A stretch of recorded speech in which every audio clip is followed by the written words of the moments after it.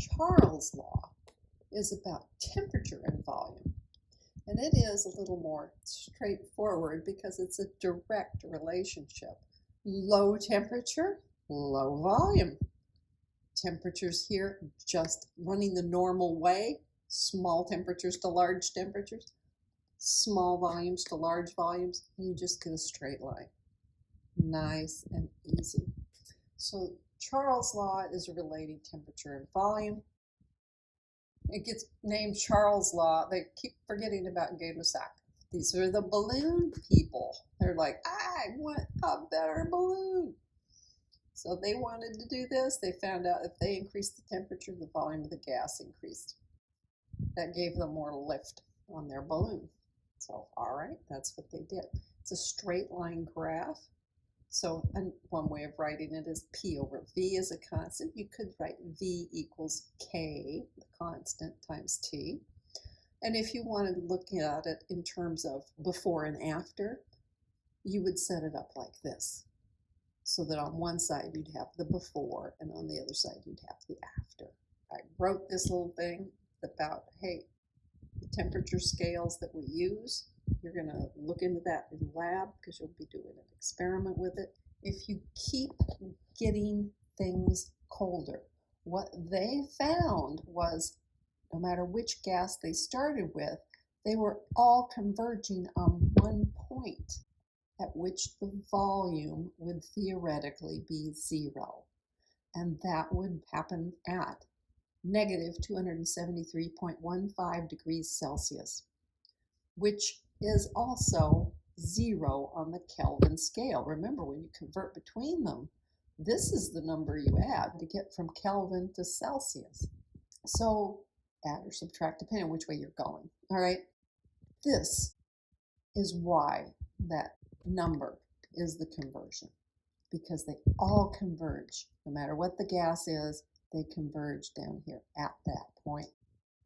Theoretically, 0 volume.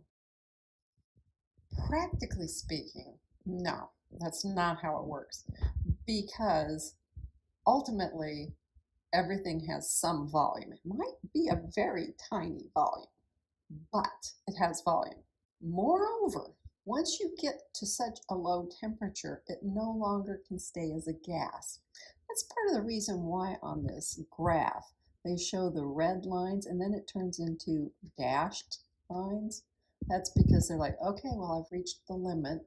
I can't do this anymore because it just turned into a liquid. I can't measure it as a gas anymore. It's not a gas. But all the lines end here because you can't have a negative volume. And that's why we say that this negative 273.15 degrees Celsius, or 0 Kelvin, is the lowest temperature.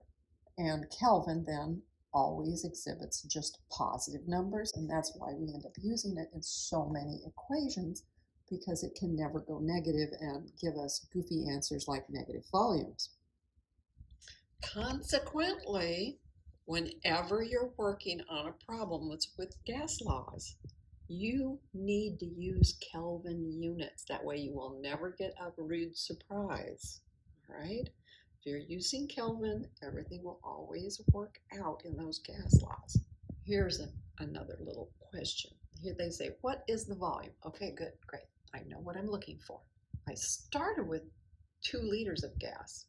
That was when it was at 50 degrees Celsius. But somebody decided to heat it up to 100 degrees Celsius. If you don't change into Kelvin, you might think, oh, well, it's going to end up being 4 liters because my new temperature is hotter and that will make it expand and it's double the temperature. But it's not the right temperature scale. So you have to make sure that you work all your gas laws in Kelvin. Then you will get the correct answers. You can see right here, 0 degrees Celsius, that's just freezing. That happens all the time. If you were trying to say that you had a gas at 0 degrees Celsius, you would end up with nonsense here because you'd be dividing by 0. Can't do it. So you have to make sure, work all your gas laws in Kelvin. That would give you a proper answer here because you would change the 100 to 373. The 0 would be 273, and you'd come up with a reasonable answer. Now we have another little example. I have hydrogen gas. Okay, what it is. I need to know the mass, which maybe I do and maybe I don't. I know it's a gas. I have a pressure. They've said it in millimeters of mercury, but that's okay. It's there.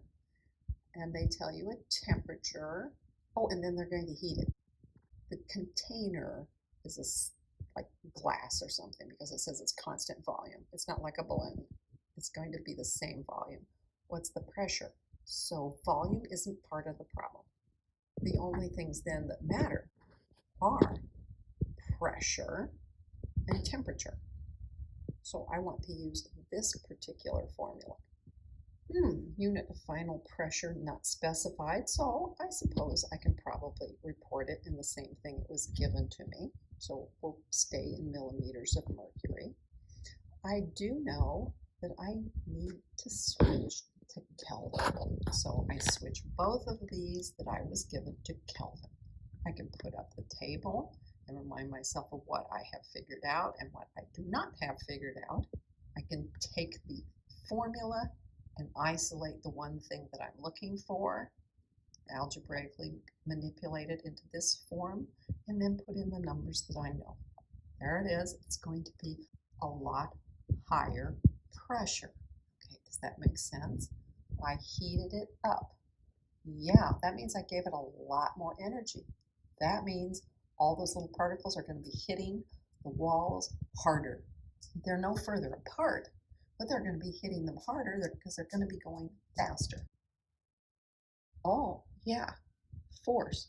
You can use your hand and give somebody a little nudge, tap them on the shoulder. That's nothing. Or you can sock them in the jaw. That's going to get you a jail sentence. But you are hitting them harder. So pressure is always how often and how hard you hit the walls.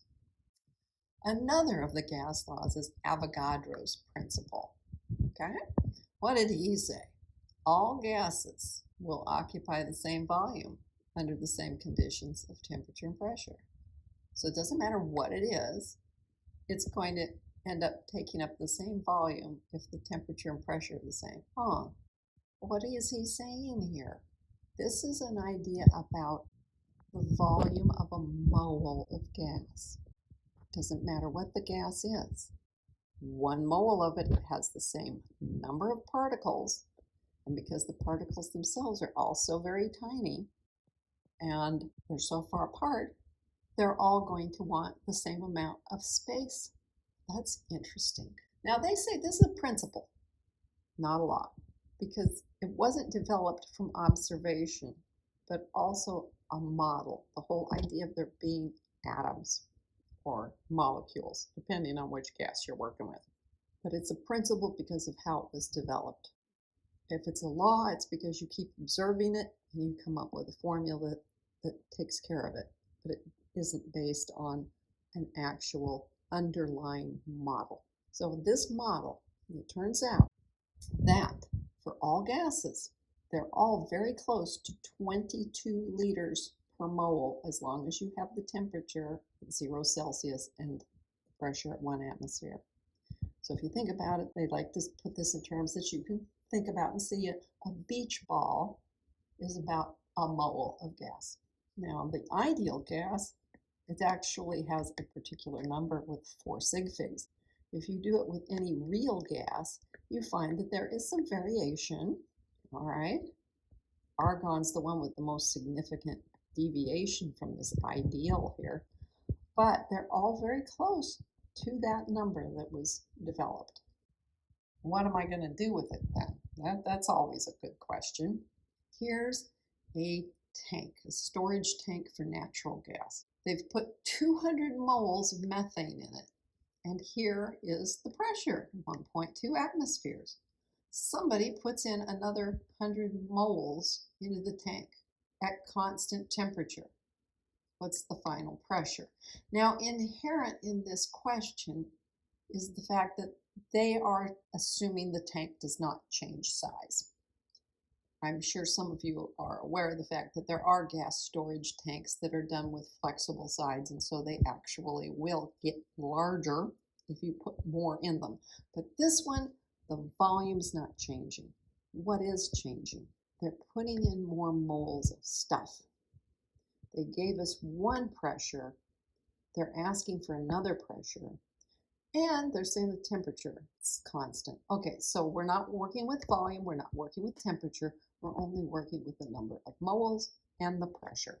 This is what we come up with as an interesting sort of thing. When I'm talking about a molar volume, it's volume over moles. Wait a minute, what? We said this tank was constant volume, so what is that? So is the temperature.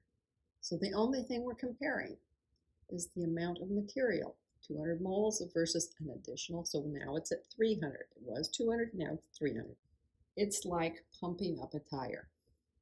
The more you put in, the more pressure is. So if I increase this number from that one, I will also have to increase this number from that one. We'll write down what we know, and we'll rearrange this equation to isolate the one that we don't have yet, and then put in the numbers. And sure enough, the pressure went up. I went from 200 to 300. The pressure went from 1.2 to 1.8. Very linear.